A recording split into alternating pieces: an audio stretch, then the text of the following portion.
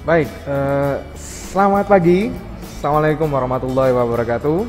Bertemu lagi dengan Pak Serta di pertemuan yang kedua. Kalian pasti merindukan background ini ya, oke?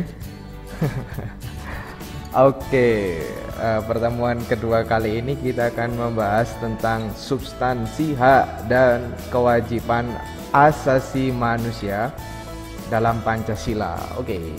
Yang pertama, hubungan hak dan kewajiban asasi manusia dalam nilai dasar Pancasila.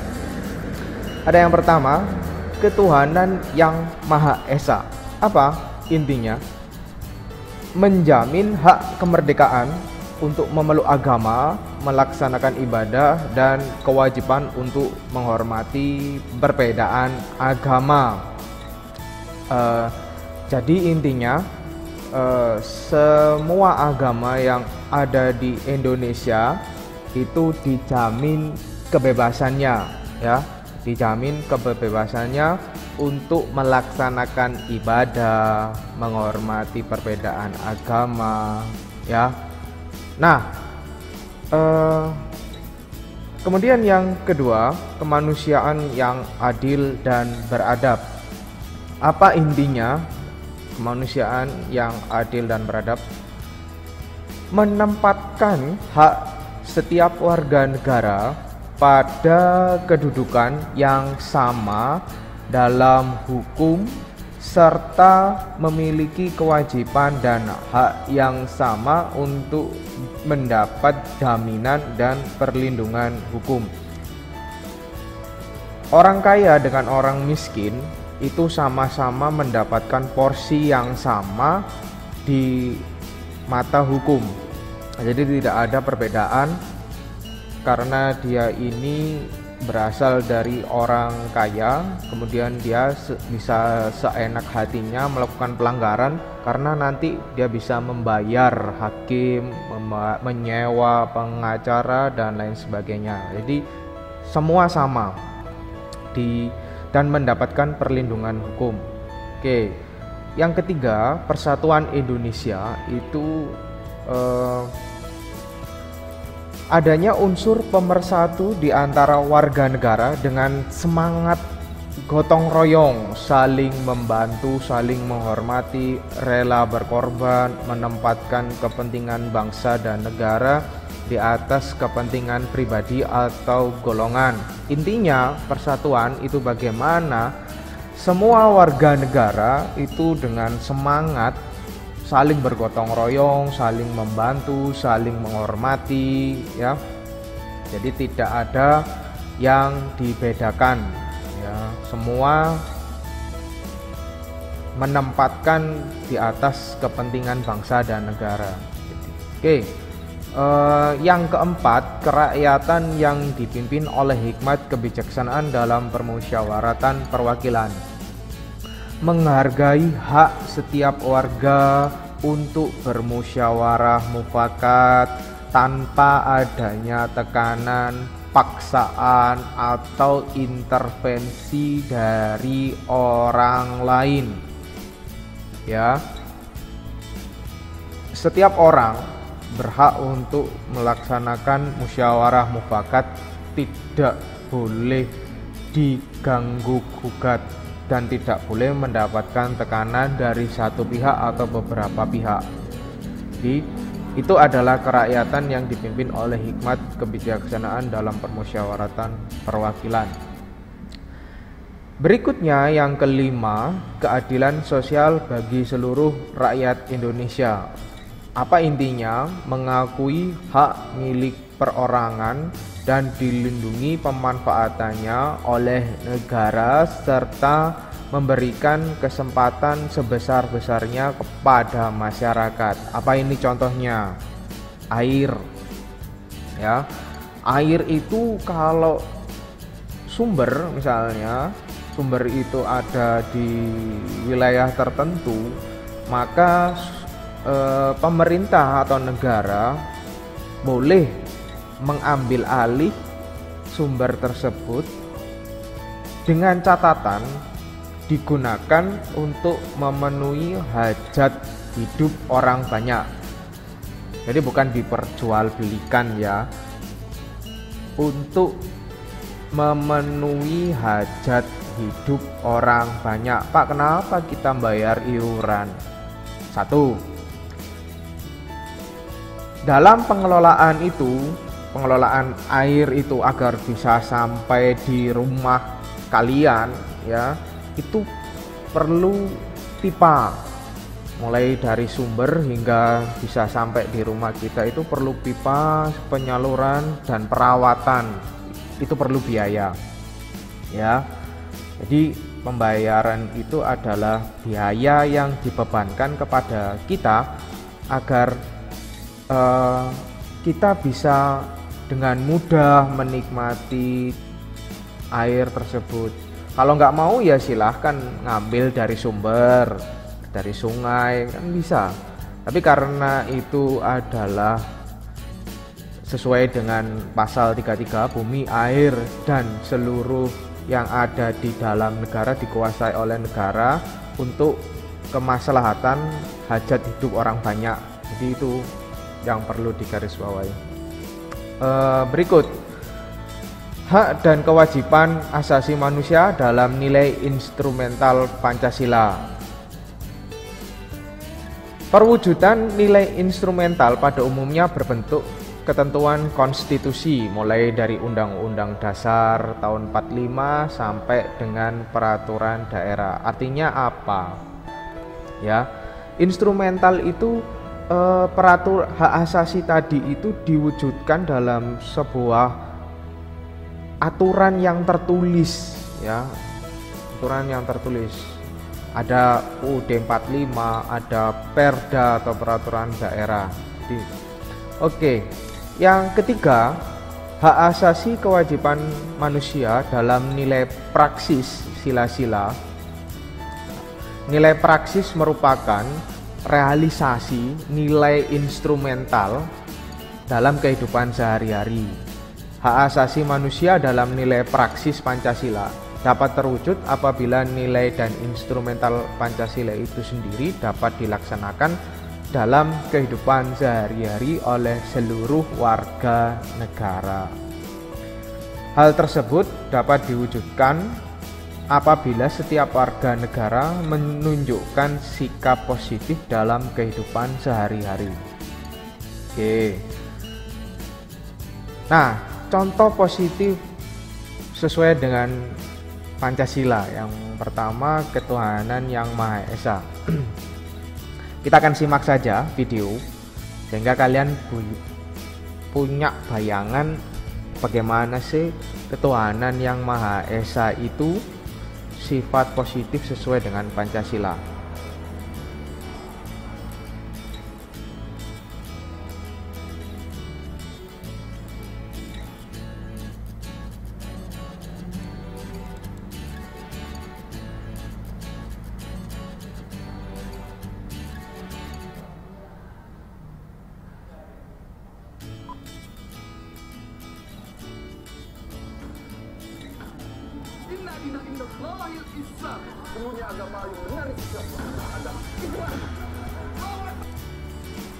Saya kecilkan terlebih dahulu musiknya. Ya kan.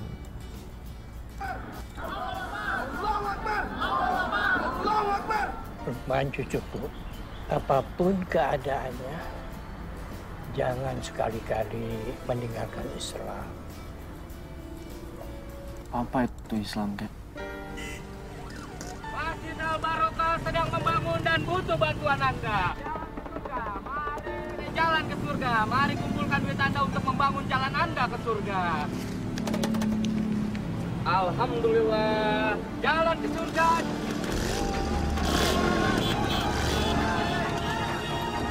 Kalian bisa lihat itu ada sekelompok ormas ya yang melakukan konvoi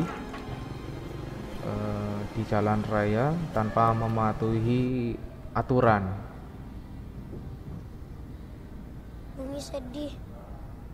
Sedih kenapa? Temen Bumi ada yang ulang tahun.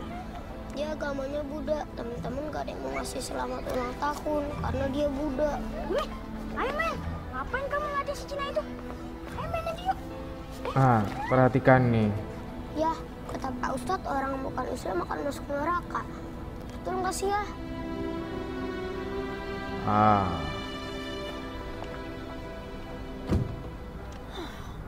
Lebay. Siapa yang lebay? Orang-orang bergamis itu, anak-anak rohis. Assalamualaikum. Saya mau acara ini dibubarkan. Sebentar. Kenapa emang apa yang salah? Acara ini itu dibiayai kaum Zionis, Yahudi. Dia itu musuh Islam, dia selalu memfitnah Islam. Apaan sih? Bubarin semua nih. Oke, ini salah satu kegiatan di kampus yang dianggap sebagai gerakan Zionis oleh salah satu kegiatan ekstra kampus Apa tersebut. itu Islam ya Allah? Baik, ini intinya adalah bagaimana memahami sikap positif terhadap Dari padi. sila yang pertama. Dari mana asal padi? Dari bibit yang tanam di tanah, dibajak, dan diberi pupuk. Itulah agama. Seperti bibit padi yang ditanam di hatimu. Nah, Dibajak, agama seperti bibit dirawat, padi yang ditanam di dijaga, hatimu. Wah, ini agar keren. tidak termakan hama. Nih, keren nih. Lalu hasilnya dimakan, disantap oleh rohani, pikiran, terus menerus sampai kau lupa asal dari bibit itu.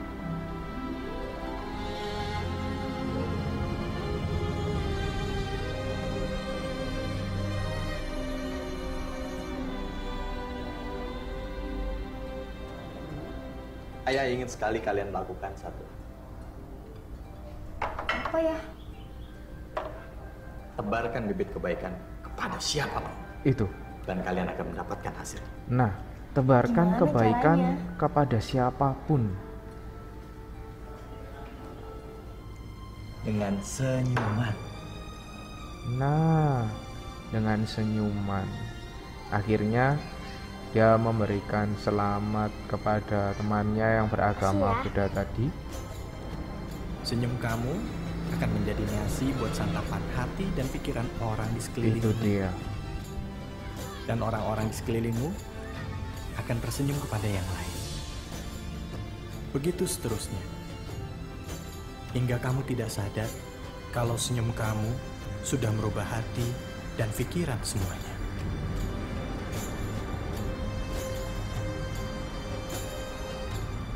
Itulah Islam. Oke ya.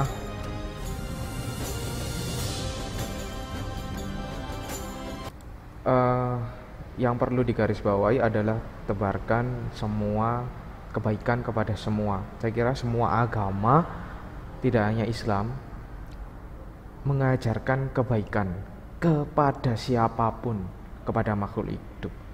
Oke, itu ya. Baik, itu ini contohnya. Ada hormat menghormati, kebebasan beribadah, tidak memaksakan agama, dan seterusnya. Yang kedua, kemanusiaan yang adil dan beradab. Kita bisa lihat videonya di tampilan berikut.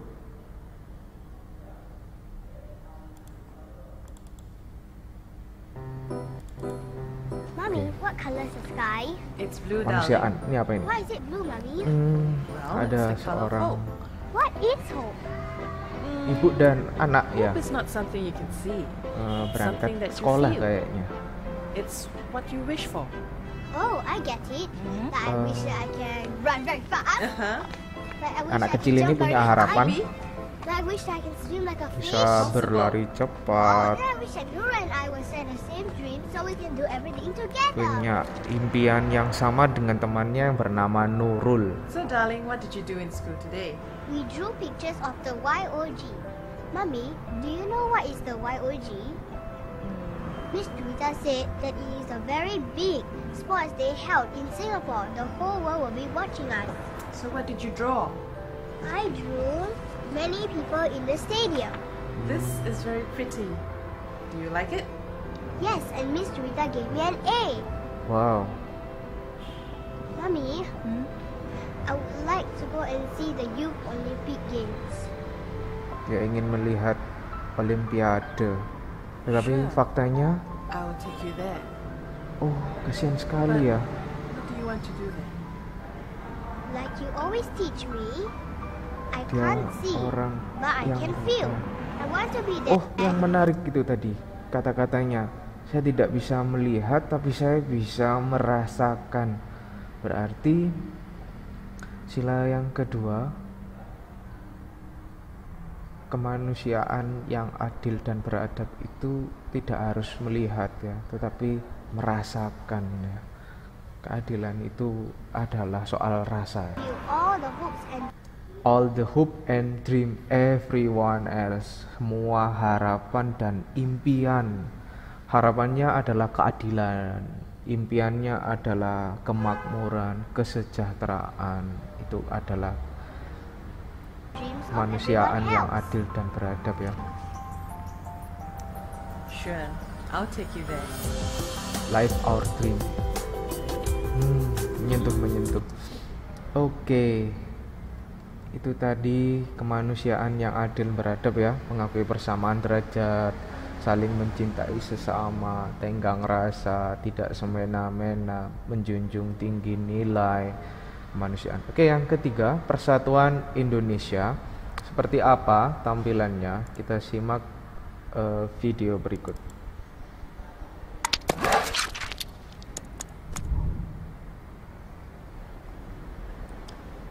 Oke, ini apa ini ya?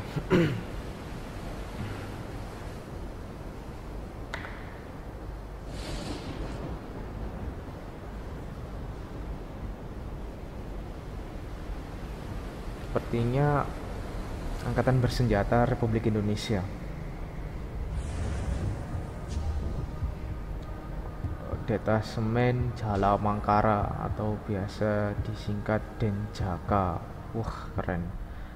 Bravo TNI. It's my favorite nih.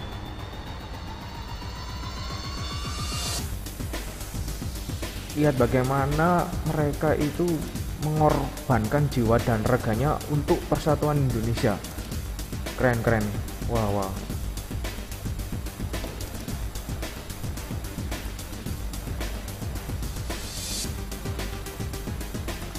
Dengan kembelengan fisik yang luar biasa. Denjaka adalah sebuah detasemen khusus marinir Angkatan Laut TNI. Anggotanya gabungan dari Kopaska dan Taifib. Denjaka dididik di bumi marinir Cilandak dan harus menyelesaikan pendidikan yang disebut PTAL. Wah. Istimewa. Segala aktivitas Denjaka bersifat rahasia dan sangat jarang dipublikasikan.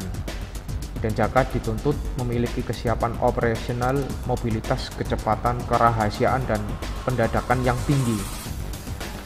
Medan operasinya lepas pantai, kemudian keterampilannya bawah laut, vertikal dari udara. Mantap jiwa. Totalitas. Bravo TNI.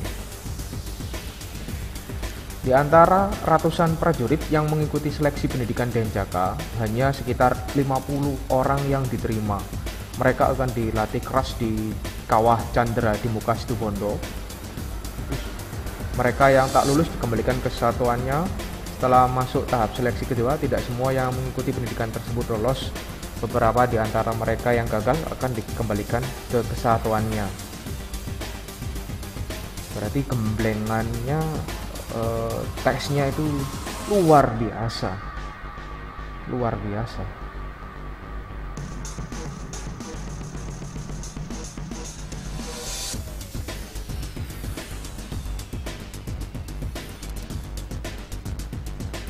Denjaka mampu berenang dengan tangan terikat dan kaki terikat melewati Selat Sunda. Mantap. Dan Selat Madura. Wih, gila. Mantul jiwa. Ada pula pola latihan dengan tubuh diikat tali, diberi balok besi, dan dijatuhkan ke dalam perairan Selat Bari sehingga tenggelam. Misinya untuk melepaskan diri dari cengkraman tali tersebut. Waduh, benar-benar istimewa. Bravo TNI, menjaga kedaulatan NKRI harga mati.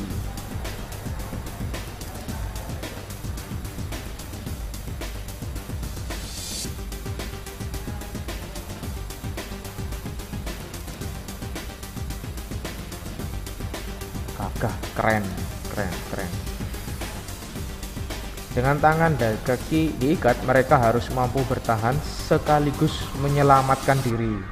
Waduh. Setelah melawan ombak besar di laut, mereka juga dituntut bertahan hidup di hutan tanpa perbekalan sedikit pun untuk menguji daya tahannya itu. Para prajurit terpilih tersebut dilepas di tengah hutan dan hanya bermodalkan garam.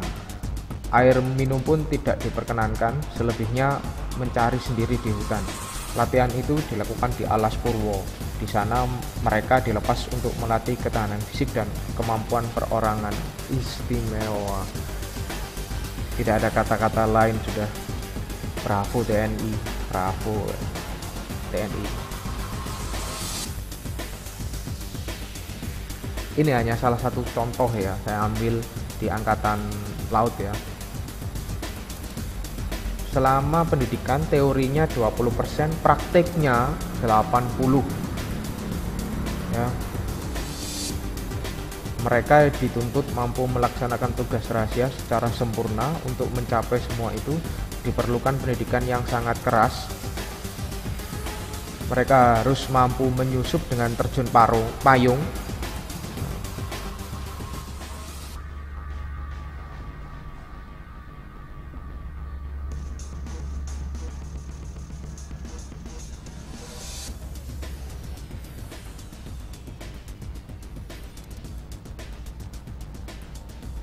Dan tiba waktunya mereka harus berjalan kaki siang malam. Mereka dilepas di Banyuwangi dan diperintahkan kumpul di Surabaya dalam waktu yang ditentukan untuk acara pelantikan. Istimewa bagimu negeri jiwa raga kami, bravo TNI. Wah, mantul jiwa. Betul, Persatuan Indonesia itu. Keselamatan bangsa di atas dan negara, rela berkorban, cinta tanah air, bangga sebagai bangsa Indonesia dan bertanah air, semua itu bisa kalian lihat dari video tadi. Oke, yang berikut kerakyatan yang dipimpin oleh hikmat kebijaksanaan dalam permusyawaratan perwakilan. Apalagi nih Pak, kita lihat.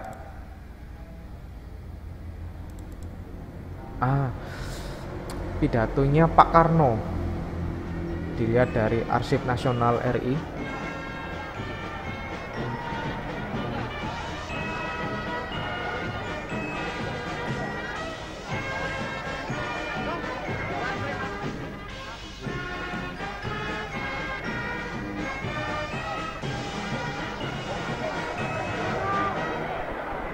Oke, kita dengar pidato beliau.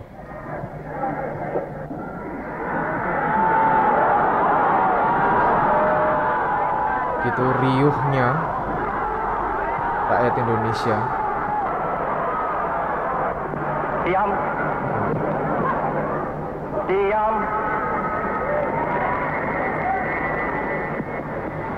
Saudara-saudara sekalian, alhamdulillah saya ucapkan di hari Allah Subhanahu wa taala. Ini hari aku telah menginjak lagi bumi Jakarta. Sudah hampir 4 tahun lamanya saya tidak bersuara. 4 kali 365 hari saya berpisah dengan rakyat Jakarta. Laksana rasanya seperti berpisah 40 tahun, saudara-saudara. Kepada pegawai, kepada saudara-saudara marhain, saudara-saudara tukang becak. Saudara tukang becak disebut laparnya. Saudara-saudaraku tukang sayur. Tukang sayur. Saudara-saudaraku pegawai yang sekecil-kecilnya. Tidak ada satu yang terkecuali. Semuanya saudara-saudara, saya sampaikan salamku kepada saudara-saudara sekalian. Alhamdulillah, sekarang di halaman ini telah berkibar sang Dwi Warna.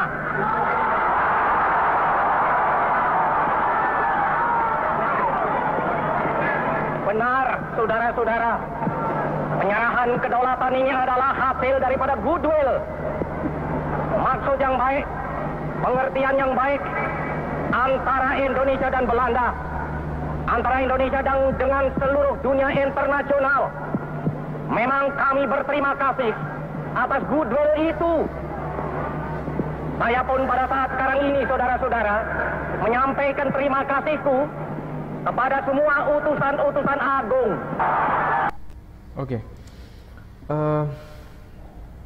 Jadi kerakyatan yang dipimpin oleh hikmat kebijaksanaan. Oke, ini masih belum ya. Kerakyatan yang dipimpin oleh hikmat kebijaksanaan itu mengutamakan kepentingan negara dan masyarakat. Pak Karno tadi menyebutkan tukang becak, tukang sayur, pegawai yang sekecil-kecilnya itu sama semua. Ya, sama kedudukannya. Dan tadi dikatakan bahwa ini adalah keputusan yang baik atau goodwill. Artinya mengutamakan musyawarah dalam mengambil keputusan untuk kepentingan bersama. Jadi kemerdekaan itu diraih selain melalui fase perjuangan juga melalui fase perundingan ya. Jadi semuanya sama-sama berjuang. Oke. Kita lanjut ke yang kelima, keadilan sosial bagi seluruh rakyat Indonesia. Saya bisa lihat di sini apa ini? Diambil dari kisah nyata.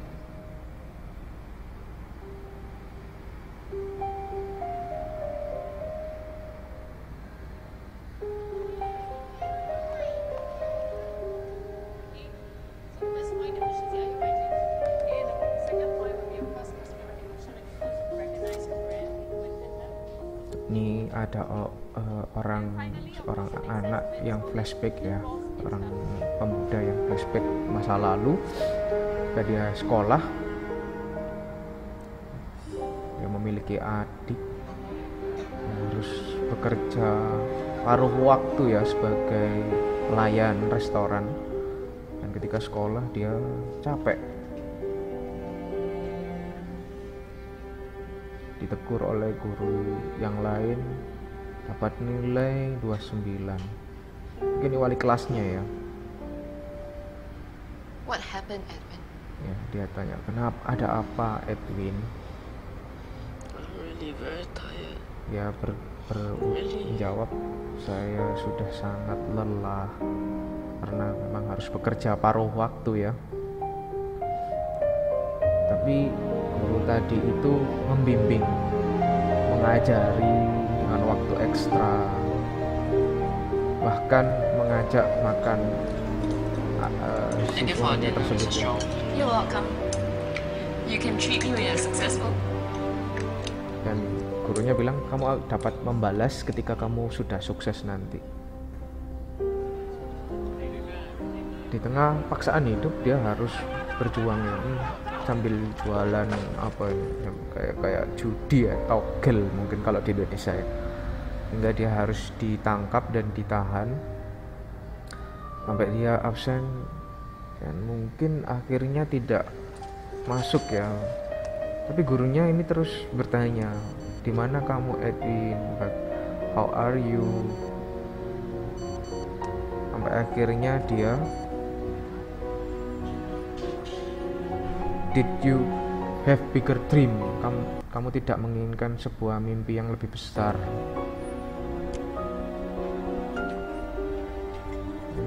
Gurunya datang ke tempat dia bekerja, dan setelah beberapa tahun ternyata dia sudah berhasil menjadi seorang yang sukses ya. Dan dia mengajak ibu gurunya untuk makan malam ya. You never forget a good teacher. Kamu tidak akan pernah melupakan sosok guru yang baik ya. Semua guru baik. Oke, ini merefleksikan. Teach, you'll be amazed at the difference you can make. Jadi mengajar itu adalah sesuatu yang luar biasa ya, dan berbeda yang bisa kita buat.